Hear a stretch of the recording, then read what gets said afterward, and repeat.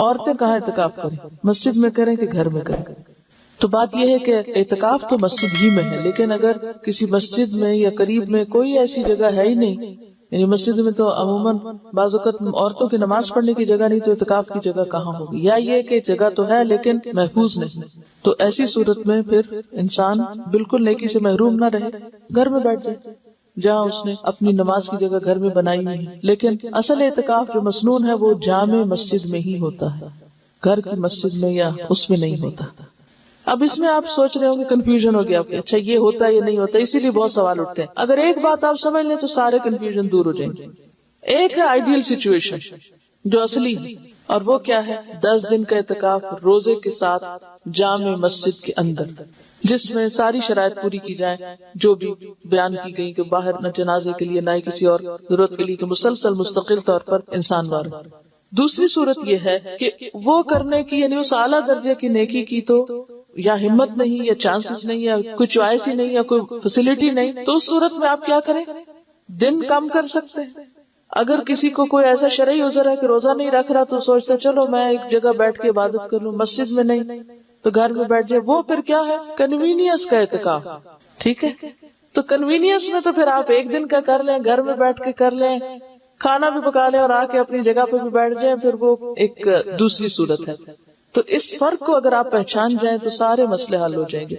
یا تو آپ وہ اعتکاف کریں جو اصل اعتکاف ہے، جس کو اعتکاف کہا گیا، اور اگر وہ نہیں تو پھر جو چاہے کریں، جتنی دیر بھی کریں، کیونکہ عبادت ضائع نہیں ہوتی۔ یعنی یہ گھنٹے جو چند گھنٹوں یا رات کا ہوگا، یہ ضروری نہیں ہے کہ آپ عصر کے وقت کریں یا صبح کے وقت کریں، جب بھی موقع ہو۔ ہاں نیت کر لیں، تراویح کے لیے جب آپ جائیں تو اس وقت کی نیت کر لیں کہ میں اس وقت میں اعتکاف میں ہوں۔ اصل میں فائدہ اس کا کیا ہے؟ یکسوئی سے عبادت کرنا، یہ اصل مقصد ہے۔ عورتوں کو بھی اعتکاف کرنا چاہیے۔ عن عائشہ رضی اللہ عنہا ان النبی صلی اللہ علیہ وسلم كان يعتكف العشر الاواخر من رمضان حتى توفاه الله ثم اعتكف ازواجه من بعده، رواہ مسلم۔ حضرت عائشہ رضی اللہ تعالی عنہا سے روایت ہے کہ نبی اکرم صلی اللہ علیہ وسلم رمضان المبارک کا آخری عشرہ 21 سے 30 رمضان تک اعتکاف فرمایا کرتے تھے، یہاں تک کہ آپ نے وفات پائی۔ آپ کے بعد آپ کی ازواج مطہرات نے اعتکاف کیا۔ اس سے مسلم نے روایت کیا ہے۔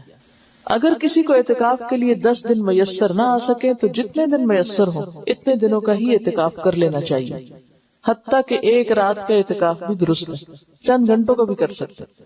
عن ابن عمر رضی اللہ عنہما ان عمر سأل النبی صلی اللہ علیہ وسلم قال كنت نذرت في الجاهلية ان اعتكف ليلة في المسجد الحرام قال اوف بنذرك، رواہ البخاری۔